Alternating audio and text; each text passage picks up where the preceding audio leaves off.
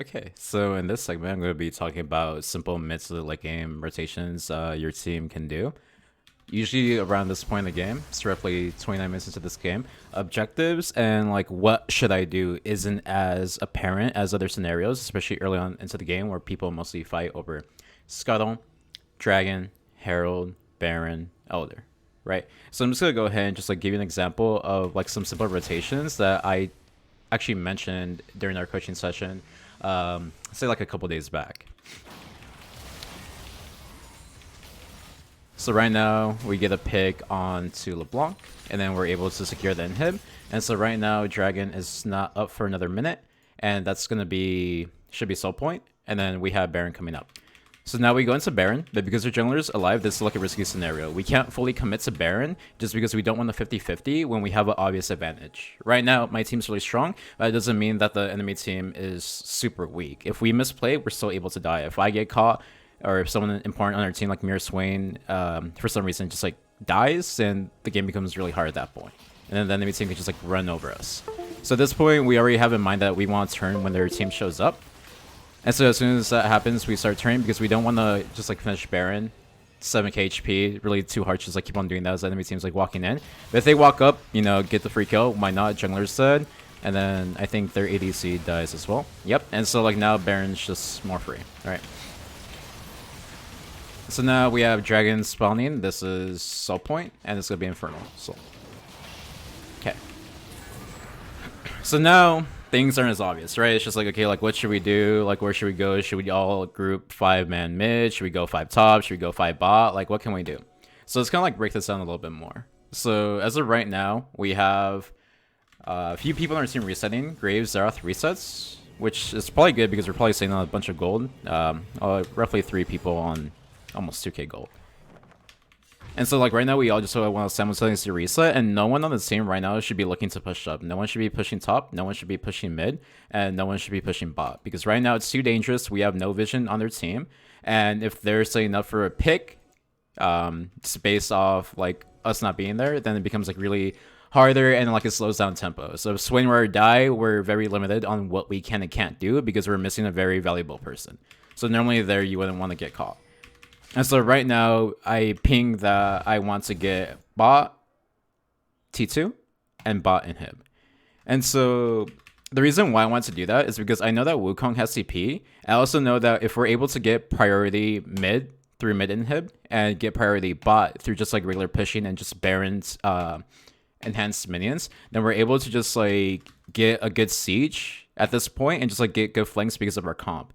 That if anyone walks up to defend these turrets, we're able to just like completely stop them with the utility that Zoe, Zeroth, and Swain provide. And then we just have Graves there doing damage. So the roles are pretty obvious. So right now, skip a little bit farther back. So right now, as I'm pinging, I'm walking there, but my team isn't directly going there. Normally at this point, people would be frustrated. It's just like, okay, I'm pinging bot, but my team isn't responding. My jungler's walking topside, or sorry, my top's walking topside, my jungler's walking topside, and then my, I guess like APC is going mid lane. So it's just like, okay, my team never listens to me. Like, what's even the point in pinging? I should just go bot and just like die for free. So this is like the wrong way of thinking because like right now, there's no reason for them to go bot right now because we still have time, especially with Zoe and Zeroth being so far back. There's no need to be here right now. There's no urgency right now. And so as we start getting into position, they naturally start going more. Wukong probably went toppling a bit too early because if he dies right now and the enemy team is just like cheesing over here, then we're not able to punish them for it. And then if we look to push bot, they're able to now rotate and just like have Jax TP into a flank. And then we probably could die or lose like 2-3 members, which I mean, you don't want to happen, right? You're winning. The game can be methodical at this point just because of how fed we are and how strong our comp is utility-wise and damage-wise. So he's able to just like buy some time as they send 2 people top. So this is good that he doesn't die right here. And then as they're sending 2 people top, we do not rotate to help him. And this is something I see super often, that we have to help Wukong because he's getting caught out. But no. We don't have to. We can just stick with our game plan. Our game plan right now is to get bot lane because everyone's on the same page right now. Everyone's now walking bot to get the turret and inhib. Okay. And so now, this is like a little tidbit that like I know Swain do. So you do want to get mid prio before you walk into their bot side to get vision control, but he actually holds the wave over here, so this wave doesn't crash. Like, I know that the waves could die eventually, but like he buys more time for the waves to not stop whatsoever, so we're able to get priority faster because like now the wave is shoving in faster. So now it stops over here as opposed to stopping over here, which like shaves off like maybe like 3-4 seconds, but it's like a nice little thing to do if it's like safe to do. But he was able to do this also because we had our team in close proximity. So now at this point, we naturally start getting vision control. He's walking up to secure everything, and then these two are together, and then I'm right behind making sure that if someone jumps out at them as they're getting vision control, I'm now in position to just help them out. So get vision control here. Here, he pushes up, and so now we're looking to get this tier 2, and then Swain does exactly what he should be doing. He's looking to get like a hard flank because he knows that there's a chance that in this fog right now people might be looking to just stop us from sieging the turret or defend it. Right now, at this point, you do not want to defend this turret. There's no way they can ever defend this turret at this state of the game. This is like a false insecurity. It'll fall too fast, and then you could just like die.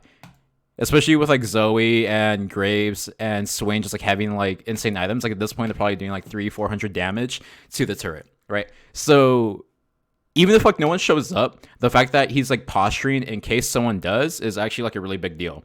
Because like now you're able to just like punish someone for misstepping. Because why not? He loses nothing from being here, but he gains everything from being here.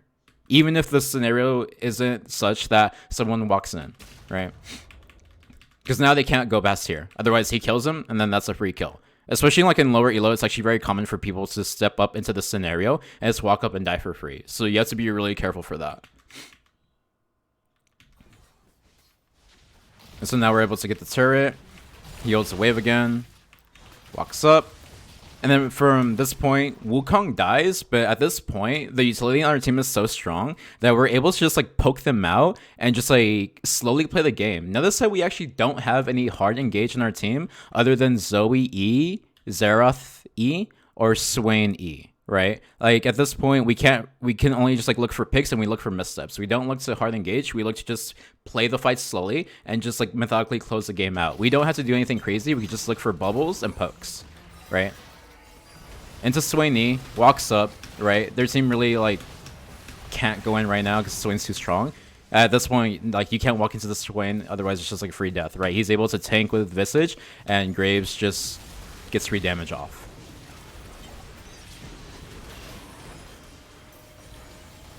Normally at this point, if they're able to defend really well and say like their team members like don't die and they're able to defend like this right here, usually what your team would do is you would want to reset and just like look for top side push, right? Because now you have mid inhib super minions pressuring, and then you have bot super minions pressuring, right? So then at this point, we don't have to worry about soul. Elder's gonna be up for another 4 minutes, so that's like not time efficient. And now there's gonna come like some dilemmas versus like certain comps, like say they have like a Ziggs, Orianna, and then they have maybe like a Graves, Lilia jungle, and a Caitlyn or a Philios ADC. Just champions that can wave clear like really fast, right? And so if your team isn't like this ahead where they can like easily like set up flanks or dives like on the enemy team, it becomes a hell of a lot harder to be able to siege without Baron. So at this point, you would just like have to like try and like use this in-hit pressure to kind of like wait out Baron, and then you just like continue the same thing. So obviously like these things like aren't set in stone. There's certain variables or plays that happen within the game that make it so that like these things like aren't absolute, that they're not going to happen every game. Like the game isn't scripted, which is what makes this game more interesting. But this is just like a simple reminder of just like things like look out for if you're given like the tools to be able to end the game in such a way. You're not always going to be the sped. But in the chances that you are, and the chances where you can actually have like a good like chokehold on the enemy, then why not play it out methodically, right? If you're limit testing or you're looking to like improve mechanically, or you're looking to skirmish more to practice that, that's completely fine. If you're looking to improve your game knowledge, I would start with very simple plays and setups on the map. Hope this helps.